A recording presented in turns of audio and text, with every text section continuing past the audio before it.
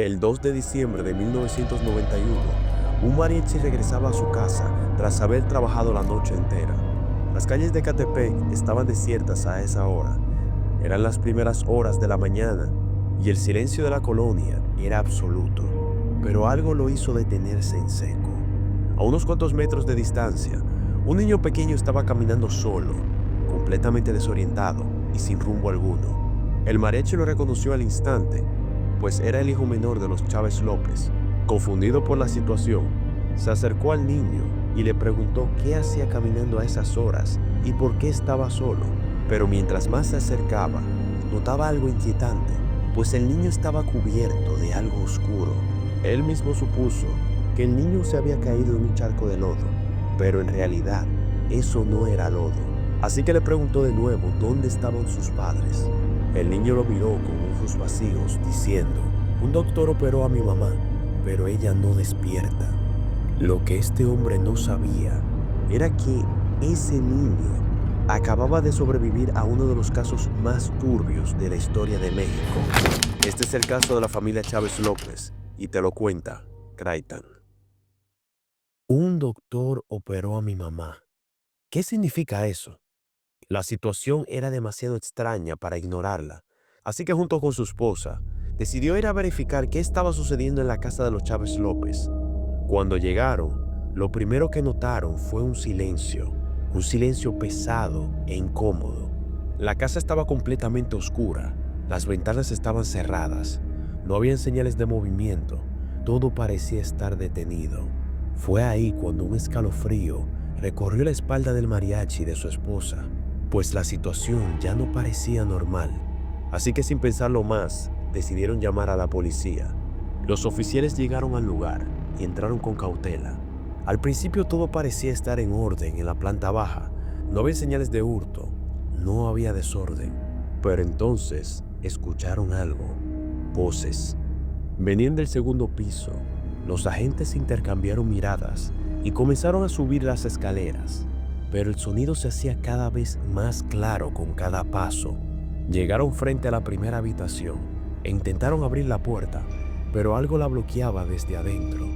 Así que con un poco más de fuerza lograron abrirla, y ahí, frente a ellos, estaban los cuerpos de Alejandro y Febe Chávez López. Las paredes de esa habitación se convirtieron en los únicos testigos mudos de lo que había ocurrido. Pero a pesar de esto, las voces seguían resonando por toda la casa. Los oficiales continuaron avanzando por el pasillo, siguiendo el sonido, hasta descubrir que provenía de una televisión encendida en uno de los cuartos. En medio del silencio angustiante, continuaron explorando las habitaciones restantes. Y fue entonces cuando las encontraron. Lorena, de 13 años, Yasmín, de 10, y Erika, de 8. Los agentes quedaron paralizados. No podían procesar lo que estaban viendo. Una familia completa, 5 personas. Pero antes de seguir con lo sucedido, hay algo crucial que necesitas entender sobre esta familia. Porque cuando los investigadores empezaron a profundizar quién era la familia, descubrieron algo que no encajaba, algo que los dejó con más preguntas que respuestas. La familia Chávez López vivía en una colonia de Jardines de Morelos, en Ecatepec, un lugar que para muchos era sinónimo de trabajo duro, pero también era sinónimo de inseguridad creciente. Sin embargo, esta familia se destacaba por encima de todos los demás. Alejandro, el padre, tenía 33 años, había sido profesor, pero descubrió que su verdadera vocación estaba en los negocios. Era dueño de 2 escuelas privadas, pero su verdadera pasión era otra. Él compraba vehículos americanos antiguos, los restauraba hasta dejarlos impecables y luego los vendía a precios exorbitantes. Esto lo convirtió en un hombre exitoso, con dinero, con influencia. Su esposa Febe también era profesora. Juntos manejaban los negocios con precisión. Ella se encargaba de la parte administrativa, mientras Alejandro cerraba los tratos más importantes. Por fuera todo parecía perfecto. Una familia modelo, exitosa, trabajadora y respetable. Pero detrás de esa fachada había grietas. Aunque la familia tenía una posición económica privilegiada, algo no cuadraba. Cuando los investigadores comenzaron a entrevistar a los maestros y compañeros de los niños, todos dijeron lo mismo. Los niños llegaban descuidados, mal vestidos y distraídos. Incluso hasta eran conocidos como las ovejas negras de su curso. Pero esto nos lleva a preguntarnos cómo era posible que Alejandro, un hombre de negocios prósperos y una fortuna considerable, no pudiera proporcionarles ropa adecuada a sus propios hijos. Pues la respuesta a esa pregunta es más complicada de lo que parece. Pues Alejandro tenía un defecto fatal, un defecto que eventualmente le costaría todo. Empezando porque Alejandro odiaba pagar sus deudas. Los profesores que trabajaban en sus escuelas se quejaban constantemente. Cuando se atrevían a acercarse a Alejandro para reclamar, él simplemente no se disculpaba y no daba explicaciones. Y según algunos profesores, Alejandro se burlaba de ellos y les decía que si no les gustaba, que simplemente se fueran, como si sus vidas o necesidades no importaran en lo absoluto. Pero eso no es todo. Hubo un caso que cruzó todos los límites. En una ocasión, Alejandro contrató a un arquitecto para diseñar una alberca en una de sus escuelas. El hombre trabajó en los planos durante semanas, poniendo toda su experiencia y conocimiento en el proyecto. Cuando finalmente fue a entregarlos, Alejandro revisó los diseños, asintió con la cabeza y luego simplemente le dijo: «No tengo más dinero, gracias por tu tiempo», y le cerró la puerta en su cara. El arquitecto se quedó parado ahí, atónito, pero lo que éste no sabía era que Alejandro había fotocopiado todos sus planos a escondidas y luego continuó con la construcción de la alberca como si nada hubiera pasado. Poco a poco, Alejandro se estaba ganando enemigos, muchos enemigos, personas que tenían razones legítimas para estar furiosas con él. Y la noche del 1 de diciembre de 1991, uno de esos enemigos estaba a punto de cobrar venganza. La noche del 1 de diciembre de 1991, había una fiesta de 15 años en la colonia. En esa fiesta, habían 3 hombres, Cipriano, Adán y Alejandro Cruz, pero también estaba la familia Chávez López. Cipriano ya conocía a Alejandro desde hacía tiempo, pues había trabajado en la restauración de uno de sus autos antiguos, un trabajo meticuloso que le había tomado semanas completar, pero cuando terminó, Alejandro se llevó el auto y nunca pagó. Este le debía 600,000 pesos, que si lo traducimos al día de hoy serían 3,000 pesos mexicanos. Esa noche, en la fiesta, Cipriano decidió acercarse a Alejandro para reclamar su dinero, para exigir lo que legítimamente le pertenecía. Pero la respuesta de Alejandro fue brutal y le dijo: «Nunca te voy a pagar». Según los hombres, Alejandro lo dijo sin siquiera mirarlo a los ojos, como si Cipriano no fuera más que un insecto molesto. Pero eso no fue todo. Mientras Cipriano intentaba hablar con Alejandro, Adán, uno de sus amigos, había notado a Lorena, la hija mayor de la familia. Este había intentado acercarse a ella, hablar con ella de manera casual y respetuosa, pero Alejandro lo interrumpió de manera agresiva. Alejandro le dijo al hombre: «Mi hija no habla con gente como tú. Está muy por debajo de nuestro nivel». Ese desprecio, esa humillación pública, encendió algo oscuro entre los 3 hombres. Y así fue que a las 10 de la noche, la familia Chávez López se retiró de la fiesta, pero Cipriano, Adán y Alejandro se quedaron y siguieron bebiendo, dejando que el alcohol alimentara su resentimiento y su rabia. Horas después, y completamente ebrios, caminaron por las calles de Ecatepec sin rumbo fijo, y fue entonces cuando pasaron frente a la casa de los Chávez López, y fue en ese momento cuando les cruzó la peor idea que pudieron haber tenido. Subieron las escaleras con sigilo, guiándose por el sonido de la televisión que seguía encendida. Llegaron a la habitación principal, donde dormía Alejandro y Febe, y sin pensarlo un segundo más, saltaron sobre ellos. Cipriano descargó toda su furia sobre Alejandro. Años de resentimiento, de humillación, todo esto salió de una forma descontrolada. Febe, en un intento de gritar y pedir ayuda, la ataron, pero aún así intentaba hacer ruido. Intentaba alertarle a alguien, pero todo esto fue en vano. Luego fueron a la habitación de los niños, los ataron e hicieron cosas impensables que no puedo especificar en esta plataforma, terminando en acabar con la vida de la mayoría de la familia. Pero cuando creían que todo había terminado, escucharon un sollozo. Era Alejandro, el padre, quien todavía luchaba con su vida. Aún respiraba. Sin dudarlo, terminaron con él y regresaron para asegurarse de que los demás también estuvieran muertos. Pero habían cometido un error, y es que lo que no sabían o lo que nunca notaron es que en un rincón de la habitación estaba el pequeño Alejandro. Al parecer el niño había sufrido un golpe en el momento de los hechos, permaneciéndose inconsciente debido al trauma y al shock. Pero atrapar a los responsables no iba a ser tan fácil debido a las limitaciones del niño. El niño apenas podía decir algunas palabras, lo cual complicó la investigación. Este caso se convirtió en noticia nacional de inmediato. Los medios lo cubrieron durante semanas. Las cámaras llegaban todos los días a la colonia. Los reporteros entrevistaban a vecinos, a conocidos, a cualquiera que pudiera dar información. Pero había una razón particular por la cual las autoridades estaban desesperadas por resolver este caso rápidamente. Pues Febe, la esposa de Alejandro, era cuñada del hijo del gobernador, Ignacio Pichardo. Esto ponía a las autoridades entre la espada y la pared, pues el gobernador exigía resultados inmediatos. No podía permitir que un caso tan cercano a su familia se quedara sin resolver. La presión era inmensa, pero las pistas eran escasas, increíblemente escasas. Lo único que los investigadores lograron recoger de la escena fueron algunos detalles perturbadores. Una huella de zapato ensangrentado que había quedado marcado en las sábanas de la cama matrimonial. Un nudo extraño y peculiar que había sido usado para atar a las niñas. Un nudo que no todo el mundo podría hacer. Y lo más inquietante de todo es que no había señales de que las puertas o ventanas hubieran sido forzadas.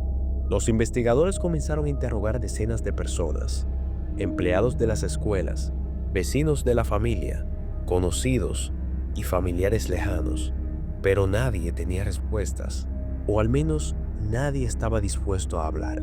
La investigación empezaba a dar vueltas en círculos y el tiempo corría en su contra. Fue cuando las autoridades tomaron una decisión crucial. Llamaron al agente Camarena. Camarena era conocido en todo el estado de México como un experto en criminalística, un hombre que había resuelto casos que otros investigadores consideraban imposibles. Cuando llegó a Jardines de Morelos, toda la responsabilidad del caso recayó sobre sus hombros, y Camarena adoptó una postura que algunos consideraron radical, pero que él sabía que era necesaria. Todos eran sospechosos, absolutamente todos, sin importar su vínculo familiar, posición social o su relación con las víctimas.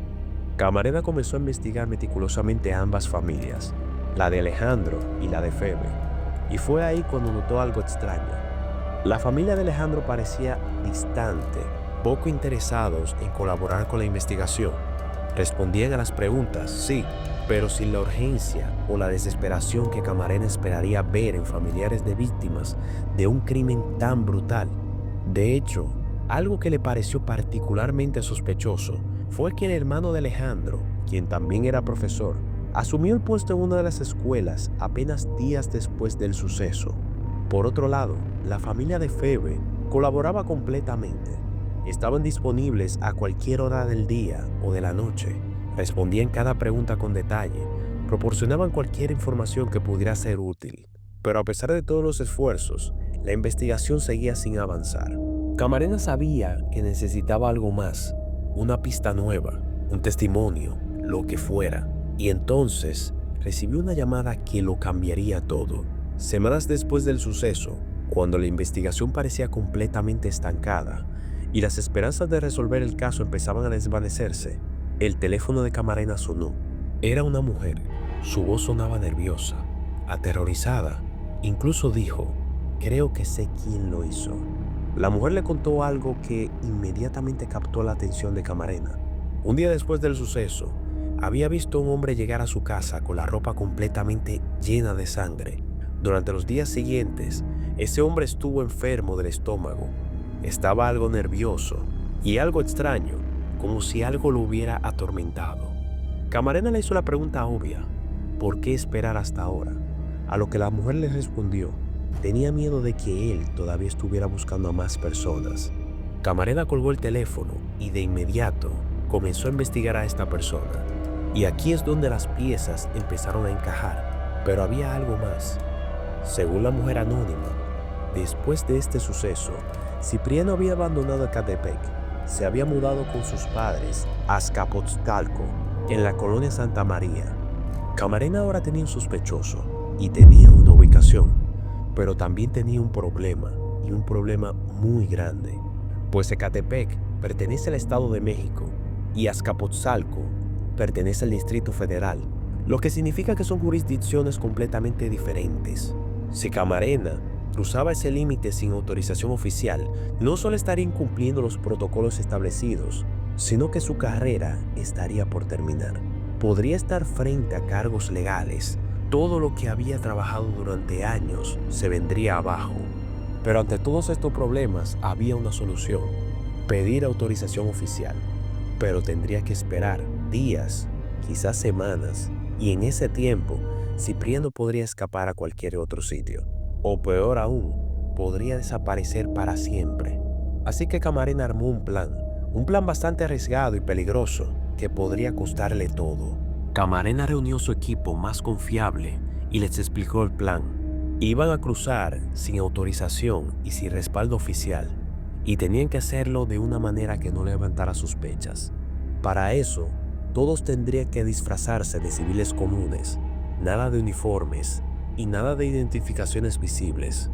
Se dejaron crecer la barba, no se bañaron durante días e incluso usaron ropa sucia, desgastada y manchada. El objetivo era claro: encontrar a Cipriano y convencerlo de que se subiera voluntariamente al vehículo. Pero esto no podía parecer un arresto. Tenía que verse completamente casual, como si fuera una simple conversación entre conocidos. Así fue como llegaron a Azcapotzalco y comenzaron a preguntar por un ojalatero, pero las respuestas que recibían eran evasivas. Nadie parecía querer hablar, pero Camarena notó algo interesante. Los ojalateros de aquella época tenían permisos de trabajo en cajas transparentes, visibles para todo el mundo. Se acercó a revisar algunos de sus permisos y ahí, entre varios nombres, vio lo que estaba buscando: Cipriano Luna. Pero aún no sabían exactamente dónde vivía, y hacer preguntas demasiado directas podría levantar sospechas. Entonces Camarena recordó lo que le había dicho la mujer anónima: Cipriano podría estar viviendo en la casa de sus padres, en Santa María. Así que se dirigieron hacia allá. Cuando llegaron a la dirección, uno de los agentes encubiertos se bajó del vehículo y tocó la puerta. Salió un hombre mayor, desconfiado y con la mirada cautelosa de alguien que ha aprendido a no confiar en extraños. El hombre comenzó a inspeccionar el auto del agente, revisándolo de arriba a abajo. El agente improvisó con calma. Le dijo que estaba buscando un ojalatero, que su auto tiene un golpe, y le dijeron que ahí podría encontrar a alguien bueno. El hombre lo miró durante segundos que parecieron eternos, y este le respondió: mi hijo ya no vive aquí, se fue a vivir con su suegra. El agente asintió, como si fuera cualquier cliente decepcionado, pero de forma cautelosa insistió: ¿sabe dónde podría encontrarlo? De verdad necesito a alguien que me arregle mi auto. El hombre no quería dar más información, pero finalmente cedió y le dijo: vive en una zona que le dicen la Curva del Diablo. Busca una casa con la placa que diga Familia Escamilla. El equipo regresó al vehículo y fue entonces cuando se dieron cuenta de algo increíble. La Curva del Diablo estaba en el Estado de México, dentro de su jurisdicción. Eso significa que no tendrían que infringir ningún protocolo, así que no perdieron tiempo y se dirigieron inmediatamente al lugar. Llegaron a la casa y tocaron la puerta, y fue entonces cuando salió un hombre de aproximadamente 25 a 28 años. Y era él, José Julio Cipriano Luna. El hombre que habían estado buscando durante semanas estaba ahí, frente a ellos, pero tenían que seguir con el plan. Así que Camarena improvisó con una calma impresionante y le dijo: oye, ¿tú eres el ojalatero? Mira, un ingeniero me mandó a buscarte. Dice que le debes dinero y quiere hablar contigo. Cipriano pareció confundido por un momento, pero asintió lentamente y dijo: ah, sí, es ingeniero. ¿Dónde está? Camarena le dijo: nos pidió que te lleváramos con él. ¿Puedes venir? Cipriano en un principio dudó, pero finalmente aceptó, así que se subió al vehículo. Y durante el viaje, Camarena y su equipo le hablaron de cosas triviales, como el fútbol, el clima, cualquier cosa para que Cipriano se sintiera cómodo, para que no sospechara nada. Así que Cipriano parecía estar relajado, incluso hizo algunos comentarios casuales, llegando así a un terreno aislado, un lugar abierto donde Camarena sabía que podían hablar sin interrupciones. Le pidió a su equipo que los dejara solos, que vayan a dar una vuelta y que regresaran unos minutos. Quedándose a solas con Cipriano, Camarena sacó algo de su bolsillo, una fotografía, pero esa fotografía no era cualquiera, era la de la familia Chávez López.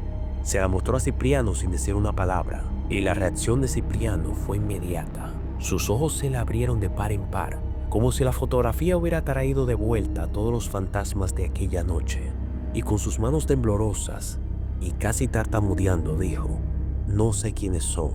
Camarena lo miró fijamente, sin romper el contacto visual. «Soy agente de la policía judicial, y no intentes mentirme. Yo sé que tú sabes perfectamente quiénes son».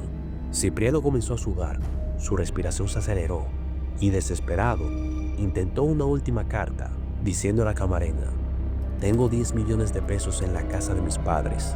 Te los puedo dar todos, solo déjame ir». Pero Camarena no se inmutó y le dijo: «¿Ya me lo vas a decir?». Cipriano bajó la cabeza y finalmente confesó. Cipriano no solo confesó su participación, sino que reveló los nombres de sus otros dos cómplices, Adán Robledo, de 20 años, y Alejandro Cruz Ramírez, de 18 años. Pero Camarena sabía que una confesión no era suficiente, necesitaba pruebas físicas, evidencia tangible que pudiera presentarse en un tribunal. Y recordó algo crucial, pues en la escena había notado que faltaban 2 objetos específicos y un dije de corazón que pertenecía a Lorena. Camarena llevó a Cipriano de regreso a la casa de su suegra y ahí también interrogó a la esposa de Cipriano. Al principio la mujer negó todo, dijo que no sabía nada, que Cipriano nunca le había contado nada extraño, pero después de un largo interrogatorio, finalmente cedió. Admitió que en enero de 1992, apenas un mes después del caso, Cipriano llegó a la casa con una videocasetera y varios objetos. Nunca le explicó de dónde los había sacado y ella nunca preguntó. Y fue entonces cuando la mujer sacó algo de un cajón, un dije, un pequeño dije en forma de corazón. Este era idéntico al que le pertenecía a Lorena. Camarena ahora tenía todo lo que necesitaba: la confesión, los cómplices identificados y las pruebas físicas, haciendo que Cipriano fuera arrestado formalmente. Días después, Adán Robledo y Alejandro Cruz Ramírez también fueron capturados. Y finalmente, bajo interrogatorio, los 3 confesaron con detalle lo que había ocurrido aquella noche el 1 de diciembre de 1991.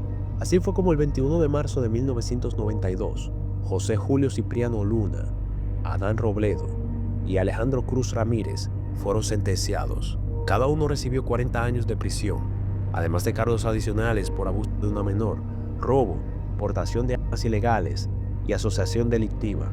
Hoy en día, los 3 continúan cumpliendo su condena. ¿Y qué pasó con el pequeño Alejandro? Pues el pequeño Alejandro fue acogido por sus abuelos maternos, creciendo rodeado de amor y apoyo. Y según lo que hemos investigado, Alejandro decidió dedicar su vida a la psicología, y también de que maneja una de las escuelas de la familia Chávez López. Este caso a lo largo de los años se ha convertido en uno de los más impactantes de la historia de México en los últimos años. Y hasta aquí el video de hoy. Te agradezco mucho que te hayas quedado hasta aquí. De igual forma, te recomiendo que te suscribas si no lo has hecho, pues subimos casos todos los martes a las 7 de la noche. Y una vez más, te lo contó Kraitan, y nos vemos en la próxima.